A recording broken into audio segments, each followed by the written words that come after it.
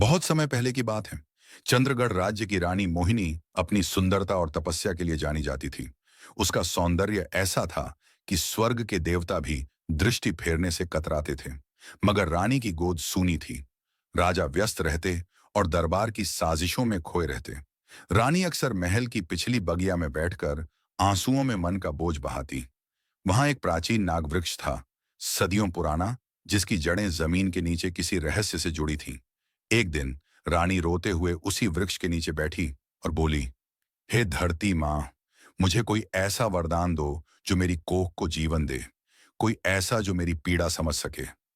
उस रात एक चमत्कार हुआ। जब रानी सोई तो सपने में एक तेज नीली रोशनी से भरा हुआ विशाल कक्ष दिखाई दिया।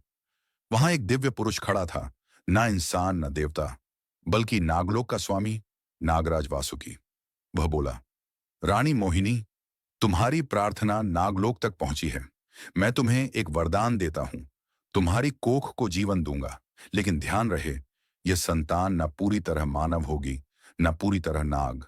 यह एक सेतु होगी, दो लोगों के बीच। क्या तुम इसके लिए तैयार हो? रानी ने आंखें खोली, पर वो सपना नहीं था। उसकी देह अब भी उस दिव्यता से जल रही थी। और कुछ ही समय बाद रानी को एहसास हुआ, वो गर्भवती थी। राजा को यह बात देर से पता चली। दरबार में कानाफूसी शुरू हुई, पर रानी ने किसी को जवाब नहीं दिया। वह चुप रही, क्योंकि वह जानती थी उसके गर्भ में कोई सामान्य शिशु नहीं था। पुत्र जब जन्मा तो उसकी आंखें नीली थीं, जैसे सागर की गहराई हो। उसकी जीभ दो शाखाओं वाली थी, पर उसमें इंसानों से अधिक बुद्धि थी। रानी ने उसका नाम रखा नाग्य। जन्म के तीसरे दिन एक विशाल नाग महल की छत पर प्रकट हुआ। उसने सिर झुकाकर रानी को प्रणाम किया और कहा, यह पुत्र लोगों को जोड़ने आया है।